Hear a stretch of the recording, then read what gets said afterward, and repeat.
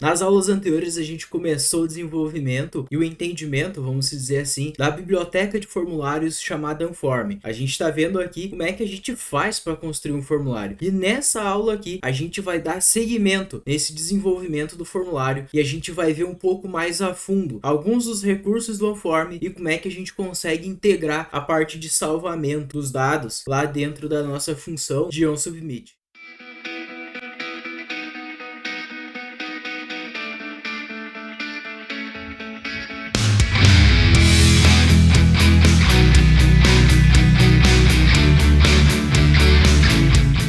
Olá, Dev! Seja muito bem-vindo a mais uma aula do nosso curso de React, Material UI e TypeScript. Dev, na aula de hoje a gente vai dar continuidade no desenvolvimento do nosso formulário aqui na tela de detalhe de pessoas. É isso aí. Hoje a gente vai colocar outras inputs na tela. Vamos ver como é que a gente consegue um pouquinho mais a fundo, né, os conceitos ali do Anform, como é que ele funciona dentro da aplicação, como é que a gente consegue trabalhar com de repente alguns dados mais complexos, se fosse preciso. Nesse nosso caso, é uma estrutura um pouco simples ali, né?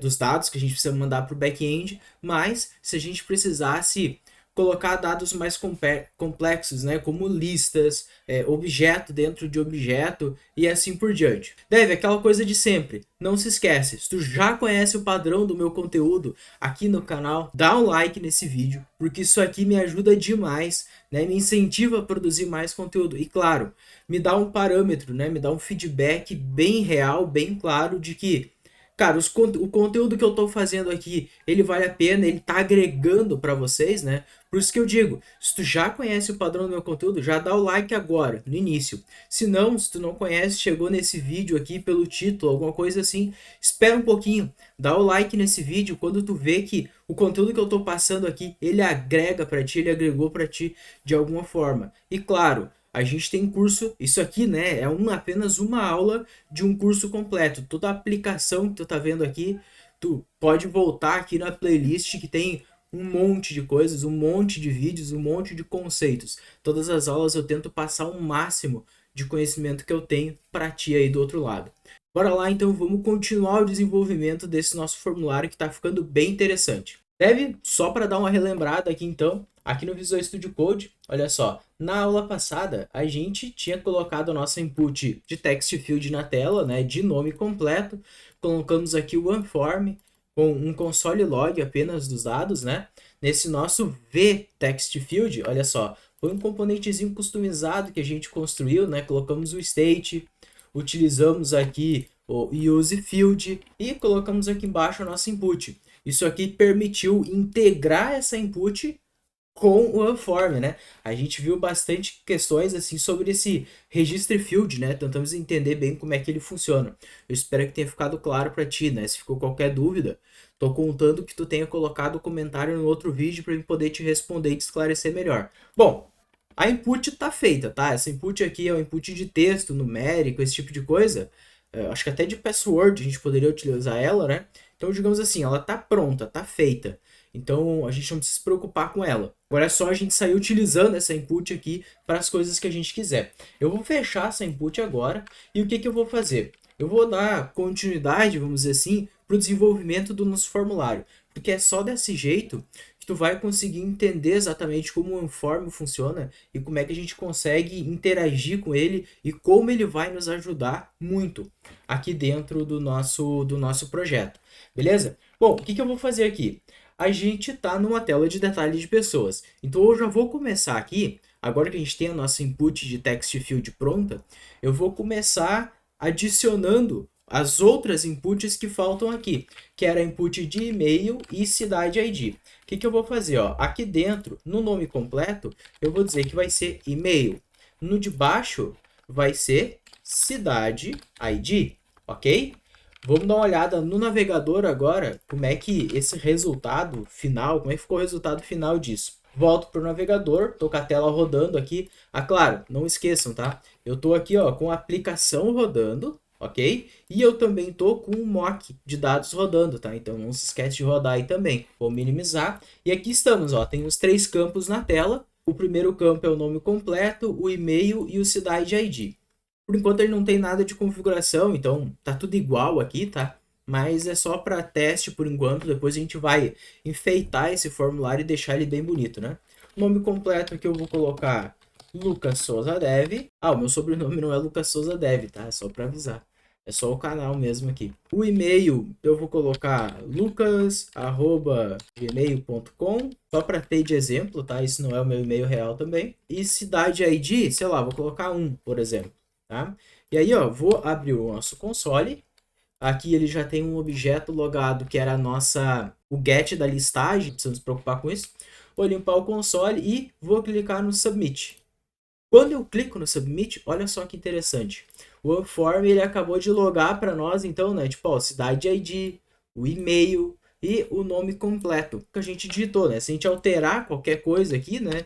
Colocar, sei lá, ponto .c somente, clicar em Submit, ele vai logar, ó, ponto .c também. Então, o OneForm já está conseguindo fazer isso para nós. E aí, vamos lá, vamos entender uma coisa. Como é que o OneForm sabe que ele tem que criar um objeto aqui dentro, que ele tem que logar para nós, né? Um objeto chamado cidade ID. Como é que ele sabe o e-mail e o nome completo? No Visual Studio Code, vou fechar aqui esse console, né? A gente não precisa dele. E tá aqui o segredo, tá? Tá no nosso vText Field. Aqui, ó, a gente passou nome completo, e-mail, cidade ID.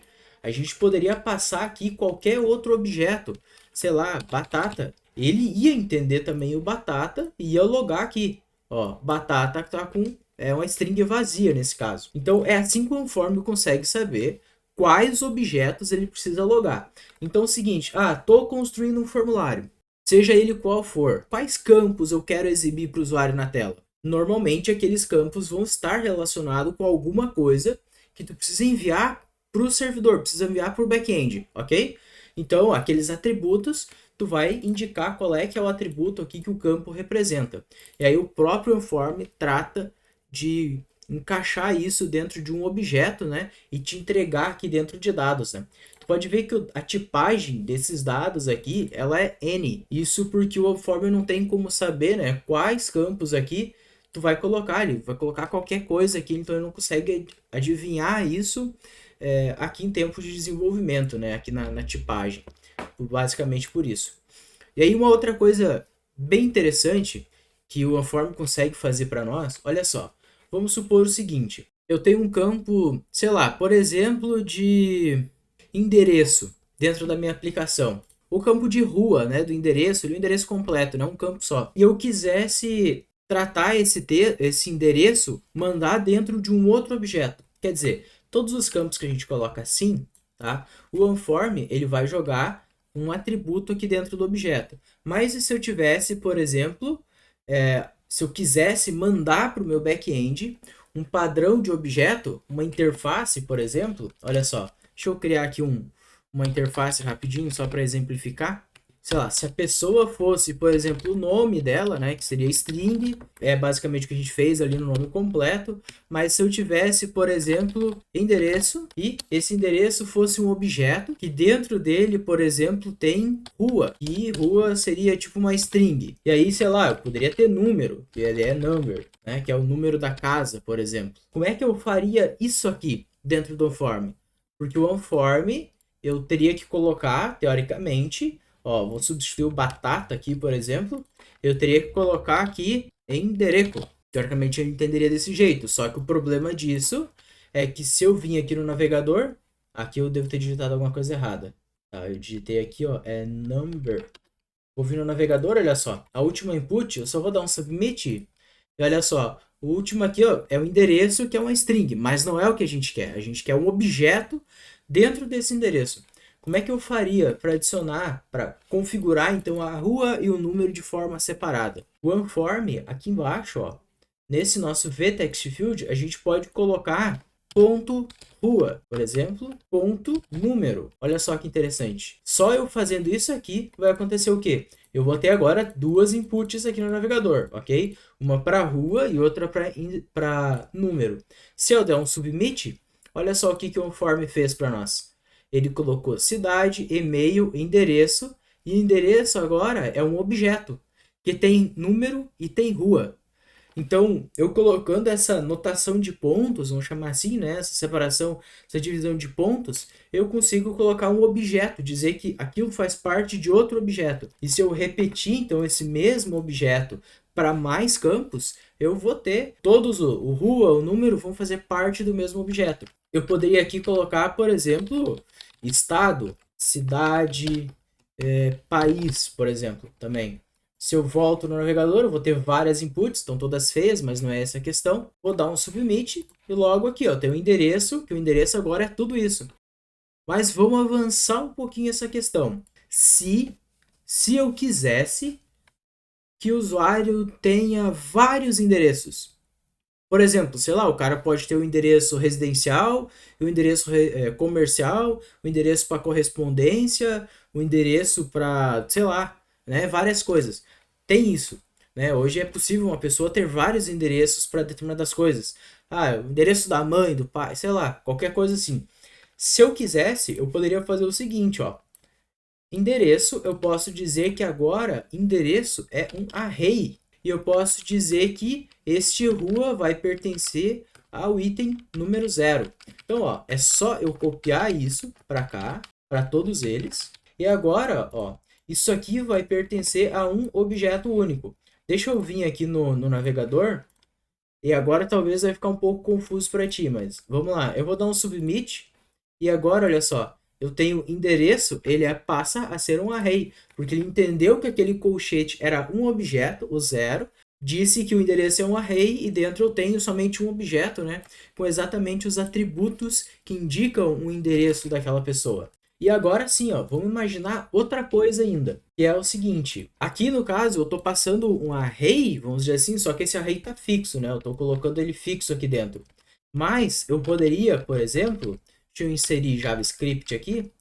Ó, eu posso colocar um array com endereço 1, 2, 3, 4. 4 endereços eu gostaria que o usuário informasse. Ponto .map, aí eu vou pegar aqui um arrow function, vou passar para esse nosso map, e dentro do nosso map, eu vou colocar aqui só um fragment para a gente poder jogar todas essas inputs aqui dentro. Então eu vou renderizar aqui, como eu tenho um array fixo nesse caso, né? Eu vou renderizar 4 vezes essas 5 inputs. Só que aqui dentro, olha só o que eu vou fazer.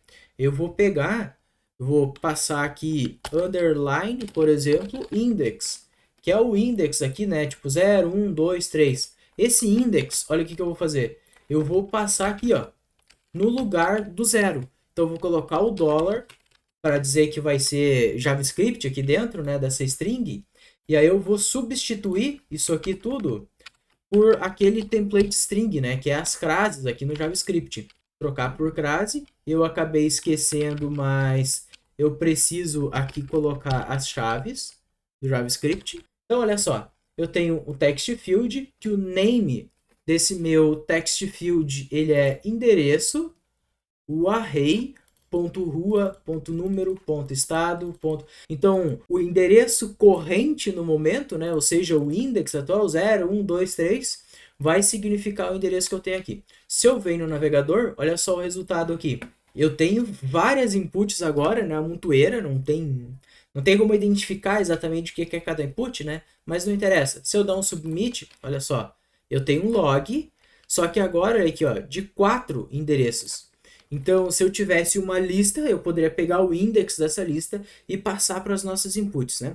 Por que eu já estou te falando isso agora e não espero para a gente colocar isso lá num exemplo mais prático, vamos dizer assim, de utilização na vida real, entre aspas, tá? Porque aqui nesse projeto a gente não vai ter isso ainda, tá? A gente não vai ter essa questão de listar várias inputs e tal.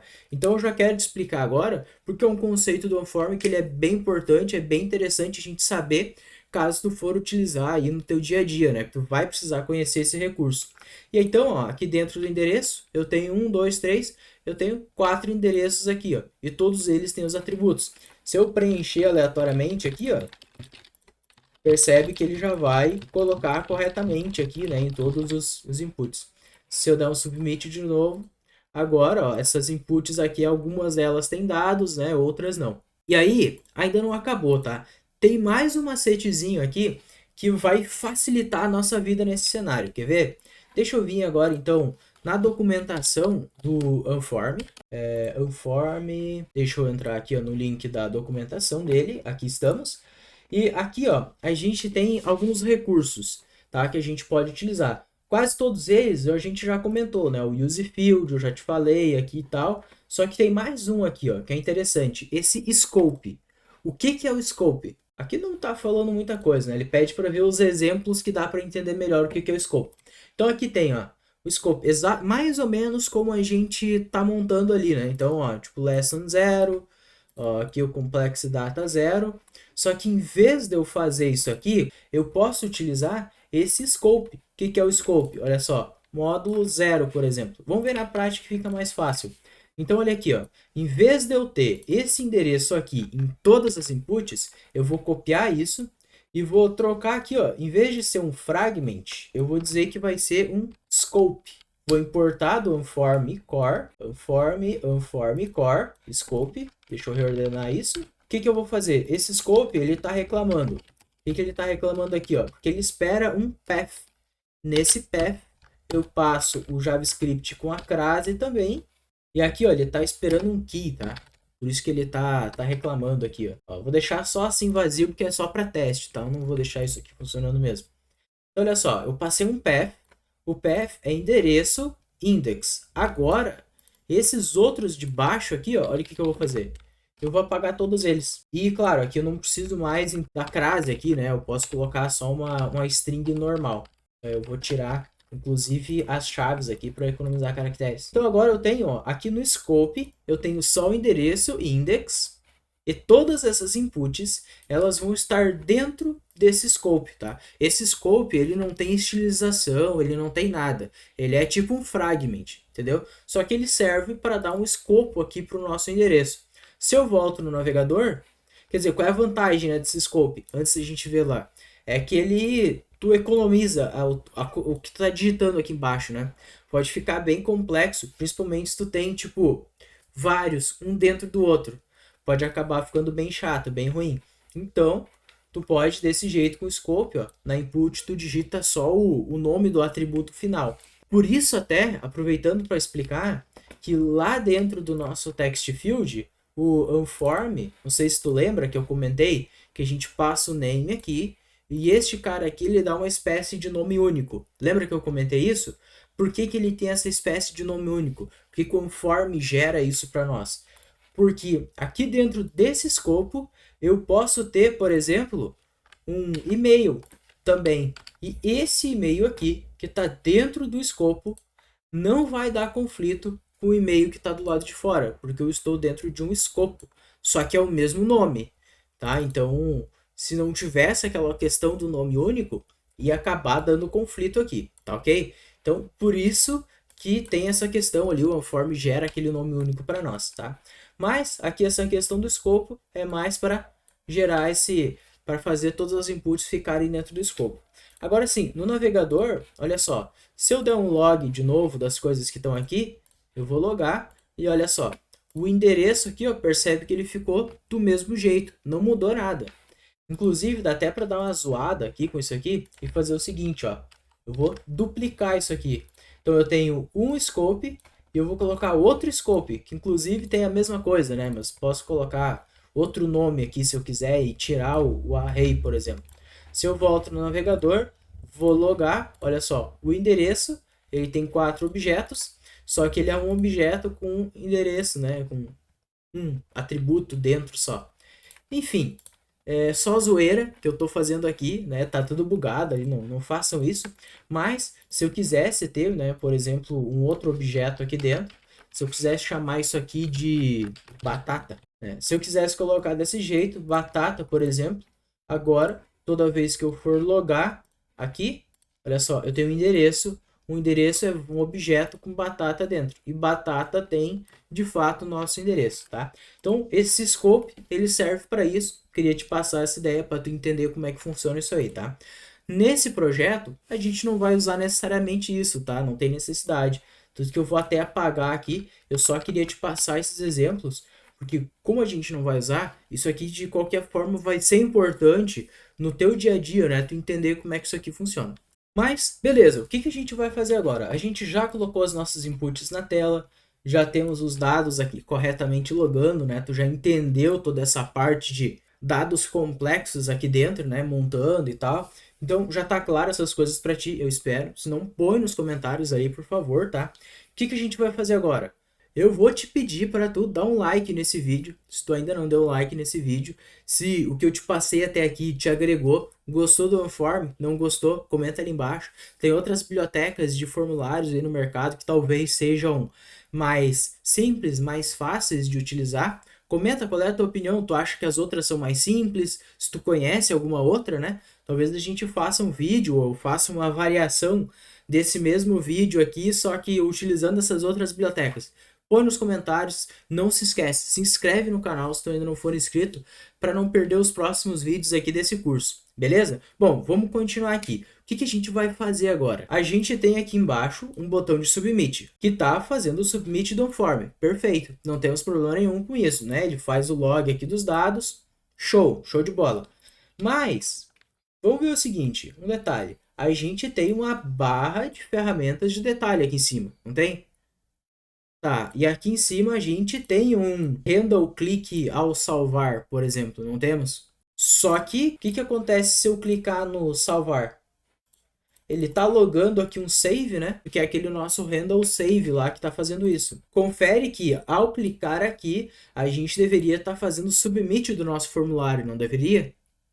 Deveríamos, né? Então, como é que a gente vai fazer para dar o submit do nosso formulário aqui do lado de fora, através da nossa barra de ferramentas? Vamos fazer isso. Para fazer isso, a gente vai precisar conhecer um outro recurso do React, e aí do React especificamente, que é o useRef. O que é o useRef? O useRef permite pegar referências de outros elementos ou até mesmo armazenar, vamos dizer assim, dados ali que tu não quer que fique mudando a cada renderização e não é um state necessariamente, né? Então ele serve para isso, para armazenar esses dados ou até mesmo armazenar a referência de um objeto. Ou seja, a gente consegue pegar a referência direta de um elemento da tela. E aí vem a questão, como é que a gente faz para dar o submit no formulário? Hoje a gente tem esse botão que dá o submit, só que a gente não vai usar ele. Eu até já vou apagar ele daqui porque não é o que a gente vai usar. Nesse caso, a gente vai precisar dar um submit nesse formulário através do próprio form. Como é que faz isso? Vamos lá, deixa eu minimizar essas coisas todas aqui. O handle save a gente vai atualizar depois, melhorar ele depois. E aqui em cima, ó, const form ref é igual useRef do React, ó, useRef tá aqui em cima. Ah, a propósito, se tu não sabe o que é o useRef, não lembra como é que ele funciona e como é que se usa ele, cara, tem o curso de React e TypeScript do zero ao básico que eu falo sobre todos os hooks do React, tá? Então, inclusive sobre o useRef e as duas principais formas de utilizar o useRef. Se tu quer ver esse curso, tem o link do curso aqui embaixo na descrição, clica ali e assiste o curso inteiro, se ainda não assistiu. Se não, pula direto lá para a parte do useRef, que eu explico muito bem como é que o useRef funciona. Bom, eu não vou me ater tanto a essa parte do useRef, como é que ele funciona e tal, porque tem no curso, então eu estou presumindo que tu assistiu lá e que tu sabe como é que funciona, beleza? Deixa eu apagar essa interface aqui que também não tem nada a ver com a história, né?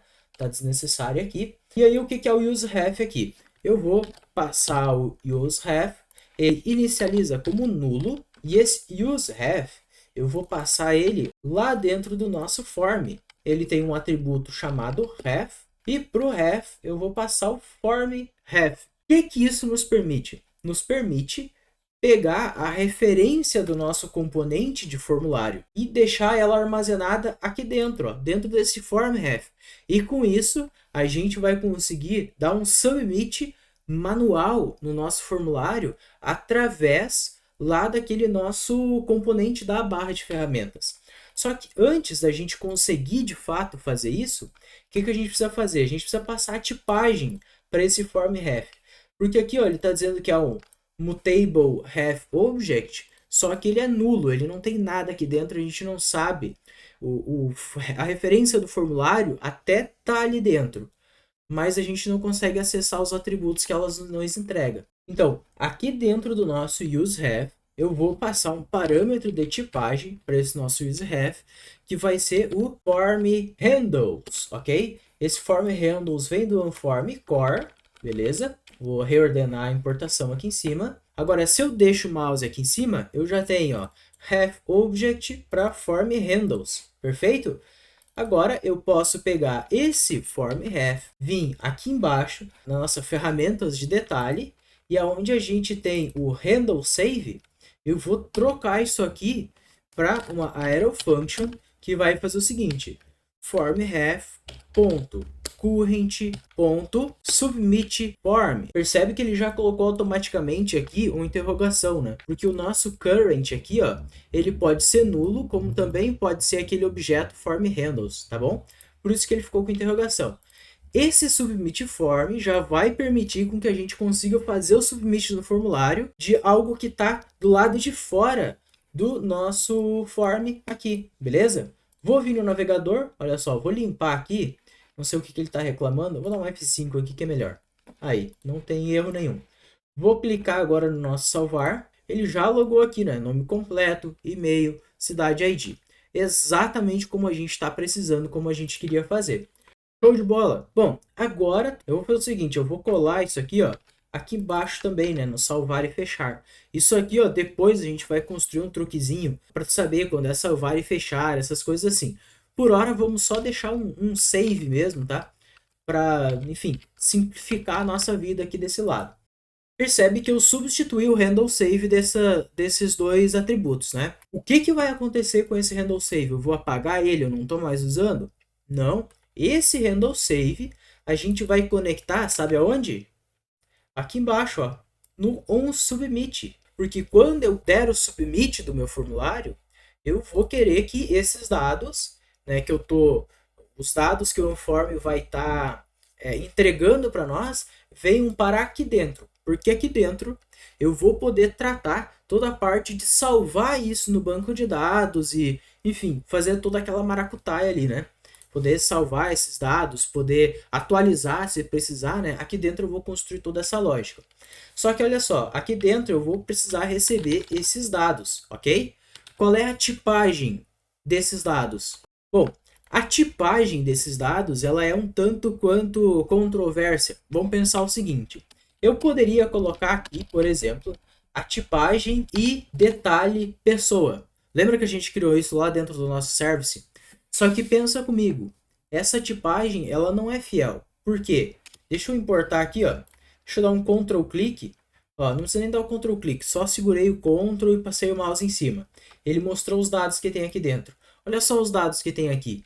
Eu tenho ID, tem e-mail, cidade, ID e nome completo. Tá, esses três atributos, tá ok, tá válido, eles estão aqui. Mas e esse ID? A gente não tem esse ID para a gente estar utilizando essa tipagem de fato. Ah, eu poderia daqui a pouco utilizar o omit, né? Acho que a gente até faz isso ali dentro de um dos métodos do nosso service de pessoa. Eu poderia utilizar desse jeito. Funcionaria nesse caso. Só que isso tivesse um formulário diferente, um formulário maior, com outros campos e com uma interação diferente. Talvez a gente começasse a ter um certo problema. Então, o que eu prefiro fazer nesse caso? Vamos logo ao resumo da ópera. Eu vou dar um Ctrl Z aqui para ele desimportar isso para nós lá de cima, né? E aqui em cima, ó, antes do componente, eu vou criar uma interface que eu vou chamar de iFormData. O que é o iFormData? É aqueles três atributos que a gente tem aqui dentro, que é o e-mail, que vai ser string, nome completo e cidade ID. Cidade ID e nome completo. Então, esse aqui é os dados que a gente que o Onform basicamente vai entregar para nós. Então a gente está construindo aqui uma tipagem exclusiva para o Onform, né? Para os dados que o Onform está devolvendo para nós. Então eu vou colar aqui dentro, ó, vida que segue. Em vez de eu dar um console log agora, aqui de save, por exemplo, eu vou dar um console log de dados e vamos testar para ver se isso aqui está funcionando corretamente. Vou abrir o navegador, vou limpar o console aqui, clico em salvar e tá aí, ó. percebe que está funcionando perfeitamente, tudo do mesmo jeito como estava antes, certo? Só que agora isso aqui vai permitir que a gente consiga, por exemplo, salvar esses dados no nosso back-end. Show de bola. Bom, Deve, aquela coisa, não se esquece de dar um like nesse vídeo, compartilhar com mais alguém aí, colocar nos comentários qualquer dúvida, qualquer dica, o que que tu teria feito diferente aqui nessa tela. Tu não teria utilizado o OneForm?